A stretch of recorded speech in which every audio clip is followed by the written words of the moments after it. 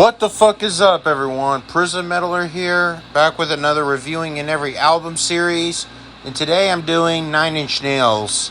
As I know, on my community post, I did, which band should I do next? It's either Dillinger Escape Plan, Nine Inch Nails, Limp Bizkit, and Dream Theater. And it turns out that Nine Inch Nails has the most votes, so there you go. As I know, as a 0 out of 5 being the worst rating and 5 out of 5 being the best. And let you know I'm not reviewing some EPs, demos, compilation, remixes, or live albums. Just the studio albums only. So without further ado, let's go ahead and begin.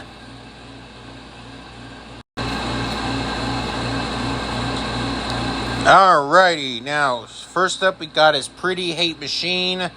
Released October 20th, 1989, with 3 singles released. Down in It, released September 15th. Head Like a Hole, released March 22nd, 1990. And Sin, released October 10th, 1990. And yeah, it's a really great album from start to finish. All songs were great. It has more like a dance pop type album, more than a usual rock album. But it sounds really great, and it's a really great start album. Pretty fun to listen to as well. So, yeah, you know the songs. Head Like a Hole, which is a classic song. Terrible Lies, another classic song. Down with Something I Can Never Have is such an amazing song by Nine Inch Nails. Deals with suicidal themes. Sanctify is great. I love the song Sin. Definitely a fun song. It has more like an industrial dance type album than more their industrial rock album. Yeah, I really enjoy the sound from start to finish. I think I put this lower last time, but now it's a lot higher. Pretty high rating for this album, so yeah, definitely a great album. I give this a 4 out of 5. I definitely think this is a great album. I don't know why I put this lower when I first ranked Nine Inch Nails, but oh well, it's my old ranking. Who cares? Yeah, it's a great album from start to finish. Definitely one of their strongest albums. So, yeah, and this is their only album in the 80s, as we know. So, there you go. That's all I have to say here. Alrighty, next up we got is Broken, released September 22nd, 1992. No singles released. Now, as you guys may know, I usually don't, I know I mainly don't put EPs on there. This is an EP album. I know I might have said that I'm not including EPs, mainly because I have a habit of saying that, but I'm going to make an exception for this video because some of the EPs are longer than their studio albums, and it's pretty much a part of their discography, so that's why I'm putting this on there. Now, this is an amazing album from start to finish. This is like a masterpiece album. It's a lot heavier than their previous album. It has more rock and metal in it than their previous album, as I may know. Starting off with the song Wish is an amazing song with basically the intro for the album, which Pinion, Blast, all of the songs. There's only 8 tracks on there. Definitely an industrial metal masterpiece. Definitely love the song Wish. This is definitely more like a speed metal type song. Last is another amazing track. Yeah, this is pretty much a major step up from their previous album, as we know. Really, really, really amazing album. Really great album from start to finish. So, yeah, and this album did receive a little bit of controversy. It's mainly the music videos that's caused some controversy here and there, but overall, I have to say, this is an amazing album from start to finish. I'm not going to get into full details because we have lots of albums to go. There's 14 albums in general. So, yeah, definitely an amazing album. I give this a 4.5 out of 5. Definitely a masterpiece EP from Nine Inch Nails, so I don't know what else to say. Definitely an amazing album from start to finish. Love it. Love this EP.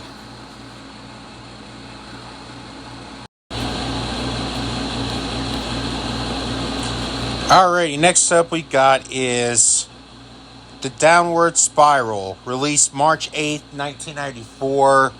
Two singles released: March of the Pigs, released February 25th, and Closer, released May. And holy shit, this album is a fucking masterpiece. Start to finish. Masterpiece album. I mean, as you may know, this is a concept album, which is focusing on a self-destruction of a man from the beginning of the misanthropic downward spiral to a suicidal breaking point. And, wow, holy shit. What an album. What a fucking album. This album has a lot of elements from industrial rock, techno, heavy metal, and ambient.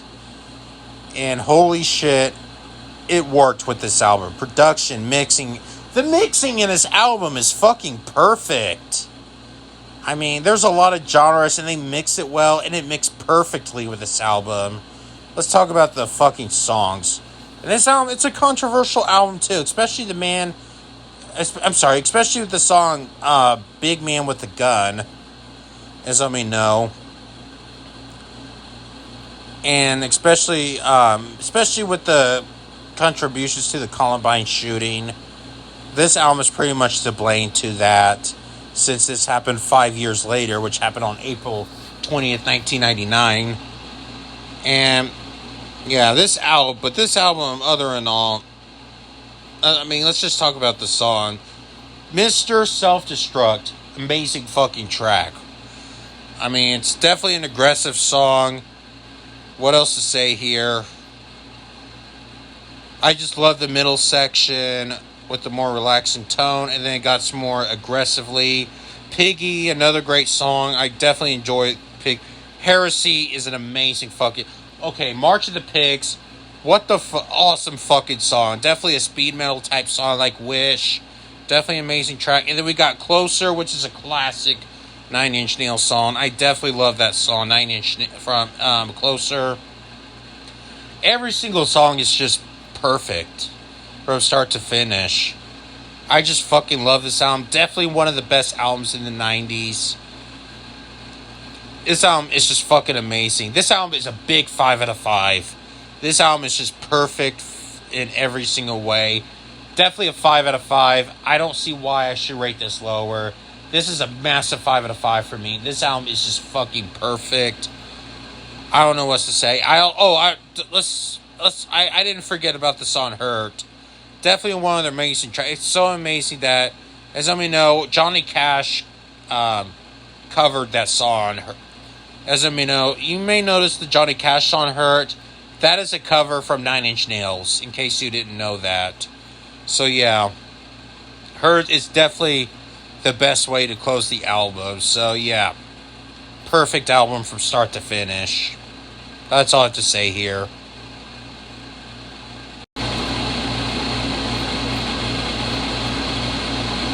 Alrighty, next up we got is The Fragile, released September 21st, 1999, with 3 singles released: The Day the World Went Away, released July 20th, We're in This Together, released September 27th, and Into the Void, released January 10th, 2000. Now, this album, it's kind of a sequel to The Downward Spiral a bit. As you may know, with the lyrical things about depression and drug abuse. This album has more instrumental sounds too. It's kind of a more experimental approach to it, as I may know, with some of the tracks being instrumentals. And yeah, I think this is the band's longest album with almost 2 hours. It's a double album, by the way. And it actually kind of works, unlike the albums that I criticized for. But with this album, it did work. I mean, there's a lot of great moments. It's also a concept album as well. Great songs like Somewhat Damaged, The Day the World Went... We're in This Together is an amazing fucking track. So is The Wretched, just like you imagine. And then on to part 2, Even Deeper, which I think that's an instrumental track. Again, there's a lot more instrumental tracks than there was in The Downward Spiral. Into the Void. No, it's not related to a Black Sabbath song, Into the Void. which is an amazing track. Starfuckers Incorporated, which is basically a diss track towards Marilyn Manson and Billy Corgan from the Smashing Pumpkins. It's mainly Courtney Love. I think she was Kurt Cobain's wife. Yeah, Starfuckers Incorporated is basically a diss track towards Marilyn Manson most of the time. And yeah, I definitely enjoy this album from start to finish. Definitely a great album. May not be quite as strong, nowhere near as strong as the Downward Spiral or Broken, but it's still a really great album. And fun fact, I think one of the songs was produced by Dr. Dre. It kind of has someone of the hip hop beat. I forgot which song on there. Let me look.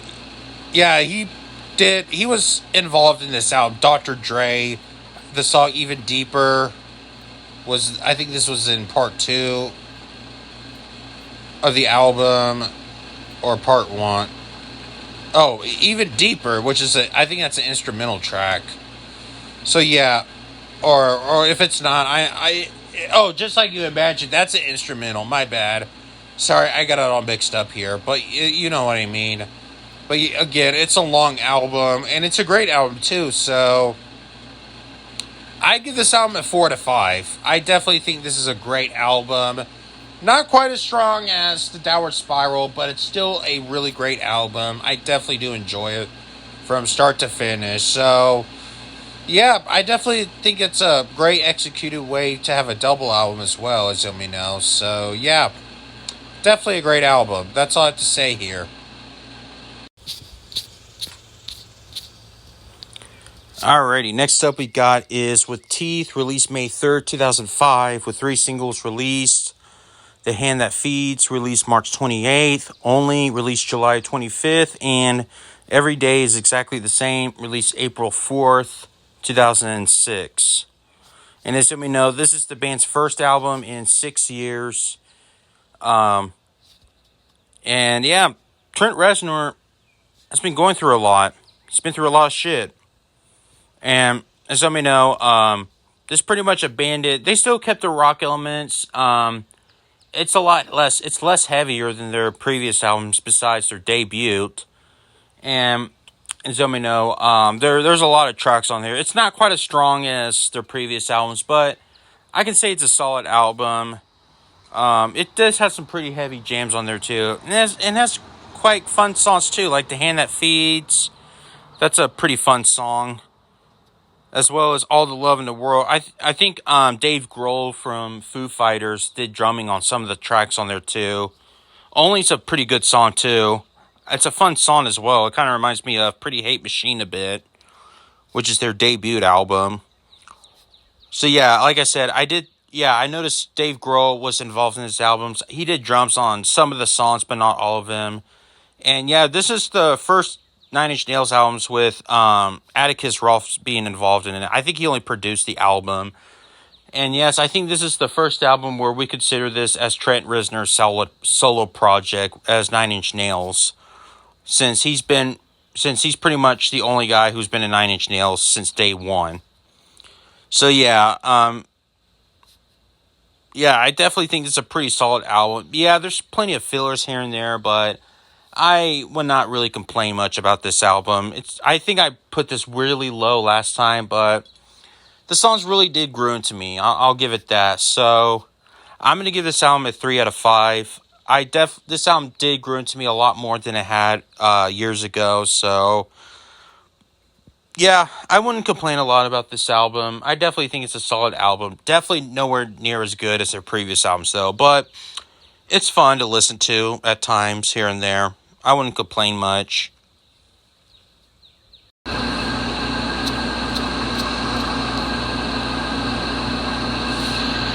Alrighty, next up we got is Year Zero, released April 17th, 2007.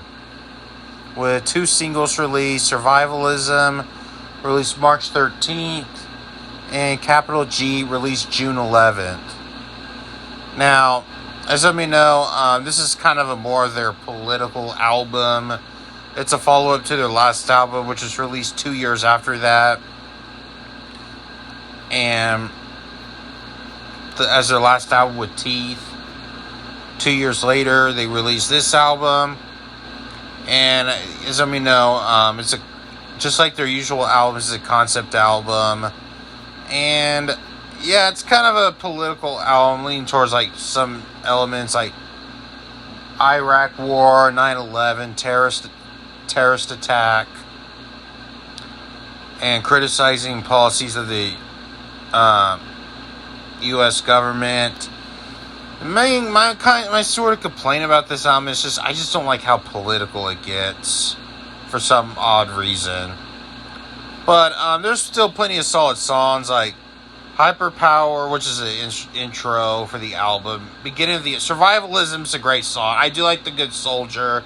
Capital G is great, and My Violent Heart is all. But for the rest of it, it's just kind of a filler. It's a filler album.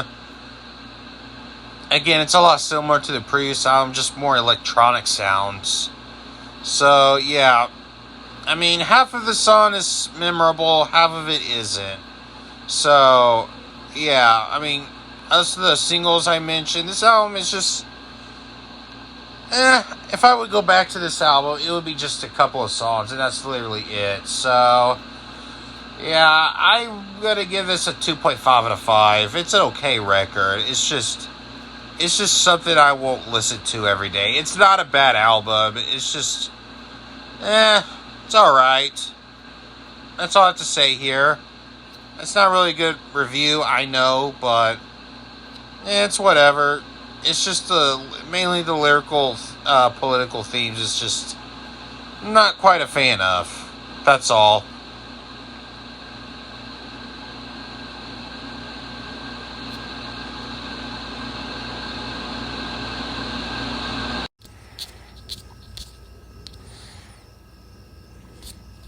Alrighty. Next up we got is Ghosts 1 to 4, released March 2nd, 2008. No singles released. As you know, this is an instrumental album, and according to Reznor, he describes this album as a soundtrack for daydreamers.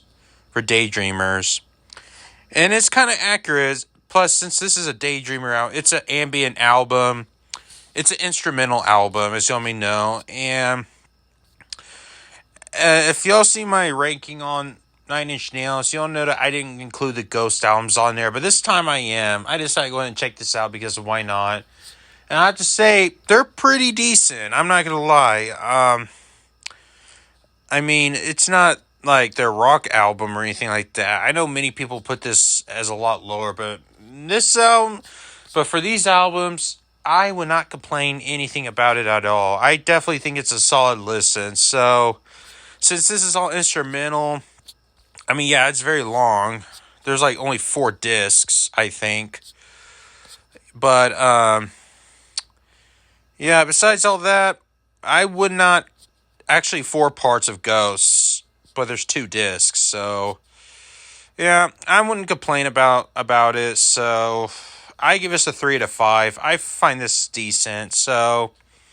Yeah, I mean, it's a solid project. I mean, yeah, some may complain about the title as 9 Inch Nails, since this is their first album being fully instrumental, but I wouldn't complain about it at all.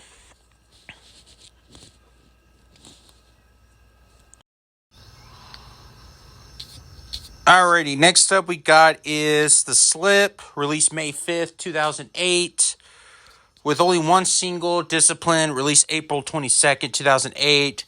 This album was released 2 months after their Ghost album, and yeah, this brings back to their rock roots. I kind of feel like this is their strongest album since Fragile. I actually quite enjoy this album, probably their most underrated one too. It pretty much brought back to some of their heavier roots as well.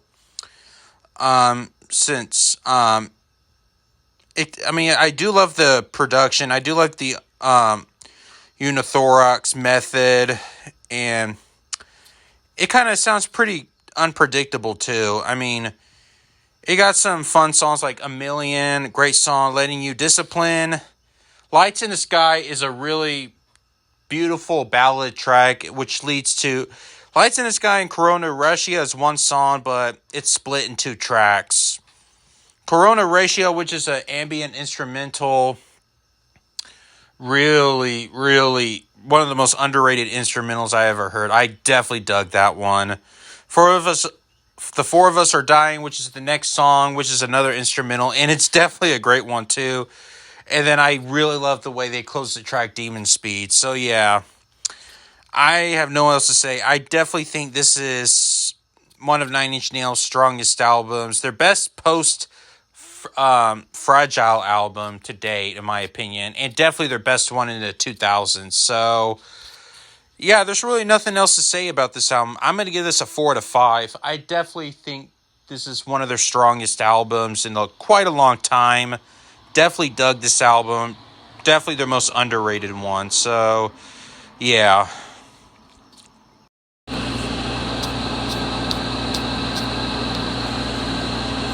Alrighty, next up we got is Hesitation Marks, released August 30th, 2013. With 3 singles released. Came Back Haunted, released June 6th. Copy of a released August 13th. And Everything, released August 20th. Now, as we know, this is the band's first album in over 5 years. And during that period, Trent Reznor is pretty much busy doing film scores around that period. I mean, mainly the movies, The Social Network, especially mainly movies from David Fincher, who's known for directing the movies Seven and Fight Club. And I think Trent Reznor did a score for Social Network. He also did The Girl with the Dragon Tattoo. And I think he did other movies as well during that time period. I think he also did a film score for a Call of Duty game as well. But other than that, and he also did a side project called How to Destroy Angels. I think it was a side project with his wife or something like that. But yeah, that came out the same year as this album came out. But yeah, back to Hesitation Marks. To be honest with you, I'm just flat out bored with this album. It's pretty boring, to be honest with you. It just sounds more like an EDM album than it's way too electronic for me. It's barely a rock album, to tell you the truth. I don't really consider this as a rock album. It's like EDM. But, I mean, the only song I could consider this rocks is Various Methods of Escape and maybe Everything. But that's like about it. I mean, I never cared for Copy of a... I never came back Haunted. Pretty much almost every single song in this album. I'm just flat out bored. It's like Pretty Hate Machine light. That's how I compare it. It's like we have Pretty Hate Machine at home, and this is what this album is. We have Pretty Hate Machine at home. So yeah, this album is just very forgettable. It's way too overproduced, and it's just forgettable. Yeah, I did not like this album at all. I'm going to give this a 1.5 out of 5. It's a pretty bad album. I honestly think this is Nine Inch Nails' worst album to date. So yeah, I'm going to go ahead and move on. So yeah, pretty forgettable album.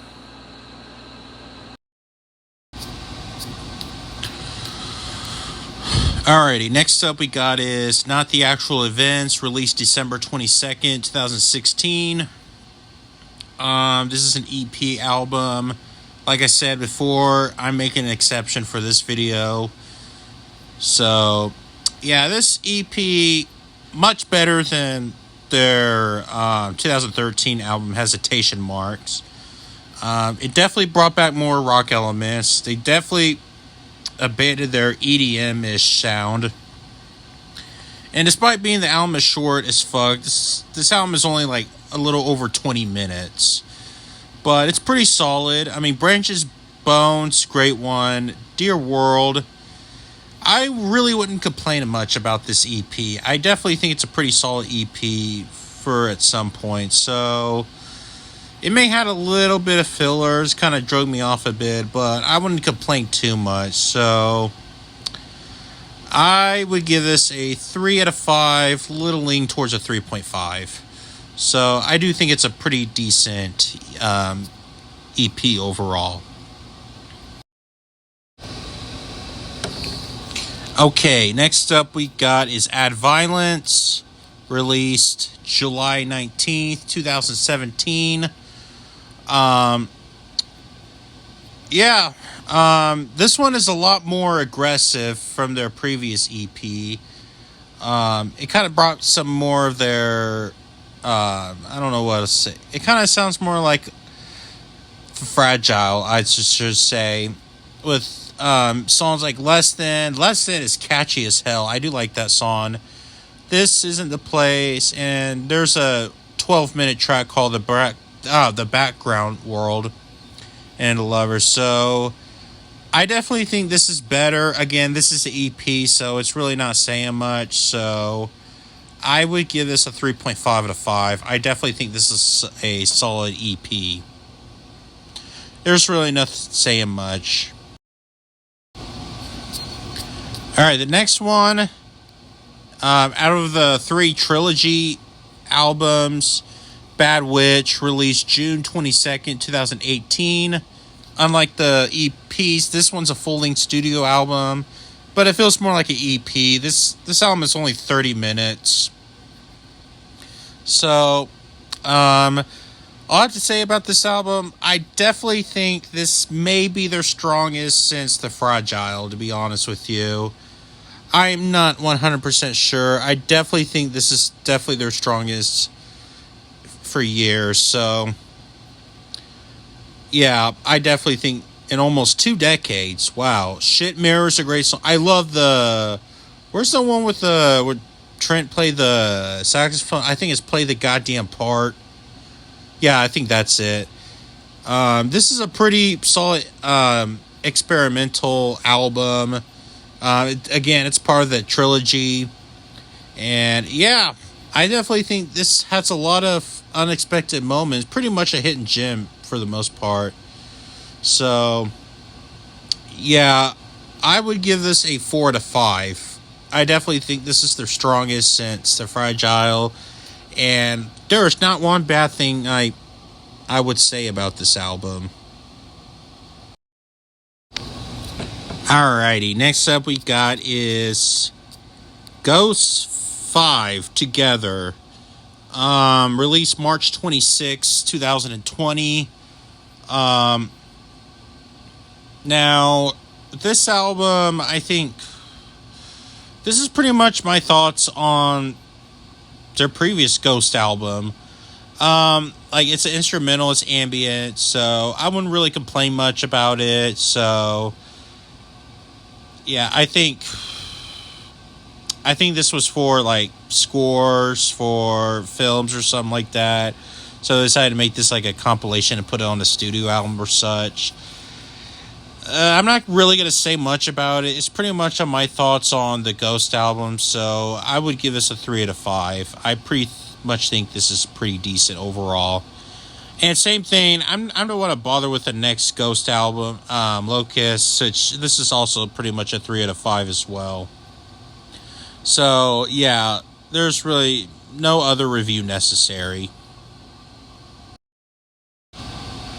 Alright, guys, so that is my 9 Inch Nails review. I'm sorry you've been waiting for a few months to do it. I just barely had any passion to do YouTube, but now... And I didn't really have the chance to do them. So now I finally got the chance to do it. So yeah, guys. Sorry for the long-ass wait and all. It's just a lot of shit going on. But yeah, guys. That's pretty much it. And I'm going to go ahead and get the fuck out of here. So